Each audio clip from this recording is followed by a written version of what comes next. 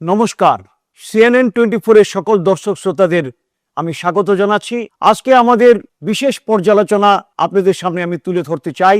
আসন্ন নির্বাচন, বিভিন্ন রাজনৈতিক দল ও নেতাদের প্রত্যাশার ফুলঝুরির মধ্যে আমজনতার আশা প্রত্যাশা কতটুক ডুবে থাকবে আগামী নির্বাচনে, সেটার পর্যালোচনা আপনাদেরকে টেনে নিতে চাইব। স্বাধীনতার ৭৫ বছর পরও কি শিলচর ডুবে থাকার জন্য তৈরি? চলুন আমরা দেখব CNN24 এর আজকের বিশেষ পর্যালোচনায়। আজ আমরা কোনো খবর পড়ব না, আজ আমরা প্রশ্ন করব। একটা শহর, একটা সমাজ, একটা প্রজন্ম, বৃষ্টি আসে আর শিলচর বারবার জলের নিচে ডুবে যায়।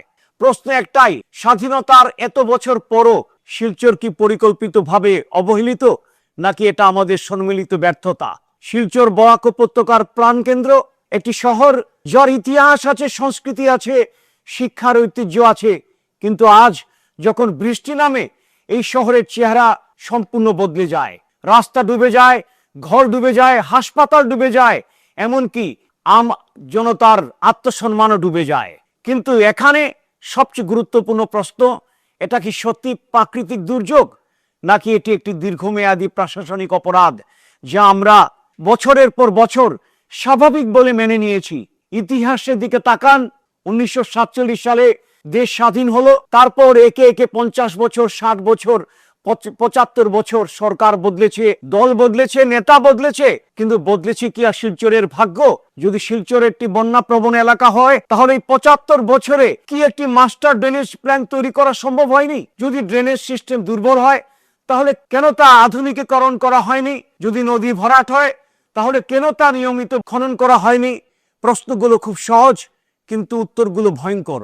কারণ উত্তর একটাই, সমস্যা ছিল, আছে, থাকবে, কিন্তু সমাধানের কোনো আন্তরিকতা কখনো ছিল না।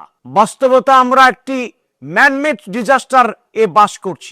আজ শিলচরের ড্রেনেজ ব্যবস্থা শুধু দুর্বল নয়, অনেক জায়গায় সেটি কার্যত অকার্যকর হয়ে রয়েছে। নর্দমা দখল হয়ে গেছে, জল নিকাশের পথ বন্ধ, পরিকল্পনা ছাড়া নির্মাণ। ফলে কি হচ্ছে? একটা বৃষ্টি মানেই শহর থমকে যাচ্ছে।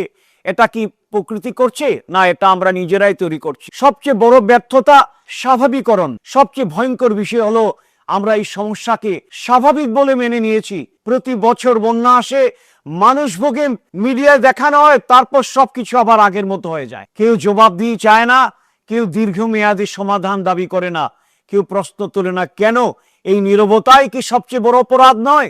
এটা শুধু জল নয়, এটা উন্নয়নের ব্যর্থতা। একটা শহর যখন প্রতি বছর ডুবে যায়, তখন শুধু ঘরবাড়ি নয়, ডুবে যায় অর্থনীতি, শিক্ষা, স্বাস্থ্য ও বিনিয়োগের উজ্জ্বল সম্ভাবনা। কোনো শিল্পপতি কি এমন শহরে বিনিয়োগ করবে? কোনো বড় প্রতিষ্ঠান কি এখানে স্থায়ীভাবে কাজ করতে চাইবে? উত্তরটা আমরা সবাই জানি। রাজনৈতিক বাস্তবতা, প্রতিশ্রুতির রাজনীতি, প্রতি নির্বাচনে প্রতিশ্রুতি আসে বন্যার স্থায়ী সমাধান হবে, কিন্তু প্রশ্ন হচ্ছে কেন সেই সমাধান আজও কাগজেই সীমাবদ্ধ? কেন এই প্রকল্পগুলো সময় মতো শেষ হয় না? কেন এই সমস্যা বারবার সামনে আসে? এটা কি শুধু ব্যর্থতা, নাকি এটি একটি সুবিধাজনক অচলাবস্থা? যেখানে সমস্যা থাকলেই রাজনীতি বাঁচে, নির্বাচন শহরে নেতারা রাত দরজায় এসে ভোট ভিক্ষে করবেন, কিন্তু তারপর ভোট চলে গেলে প্রতিশ্রুতি ও বানের জলে ভেসে যায়। আমরা কোথায় যাচ্ছি? আজকে শিশু যে হাঁটু জলে স্কুলে যাচ্ছে, আগামীকাল সে কি এই শহরে থাকতে চাইবে? যদি না চায়, তাহলে এই শহরের ভবিষ্যৎ কোথায়? যদি মেধা চলে যায়, তাহলে উন্নয়ন কে করবে? যদি সমস্যা থেকে যায়, তাহলে শিলচর কি ধীরে ধীরে একটি অচল শহরে পরিণত হবে? শেষ প্রশ্ন সবচেয়ে অস্বস্তিকর, সত্যিটা কি আমরা মেনে নিতে প্রস্তুত? শিলচরের বন্যা কোনো দুর্ঘটনা নয়, এটা কোনো আকস্মিক সমস্যা নয়, এটা একটা দীর্ঘদিনের অবহেলা, পরিকল্পনার অভাব এবং রাজনৈতিক ইচ্ছা শক্তির ঘাটতির ফল। আজ আমরা প্রশ্ন তুললাম, এখন উত্তর দেওয়ার পালা আপনাদের। আপনারা কি মেনে নেবেন শিলচরে বন্যা কি প্রকৃতির অভিশাপ, না 75 বছরের ব্যর্থ রাজনৈতিক শাসনের ফল? এই শহরের ভবিষ্যৎ কি? আপনি আশাবাদী, নাকি আমরা ধীরে ধীরে এই অচল বা গতিহীন অবস্থার দিকে এগোচ্ছি? কমেন্ট করুন, মতামত দিন, কারণ এই প্রশ্ন শুধু শিলচরের নয়, এটা আমাদের অস্তিত্বের প্রশ্ন।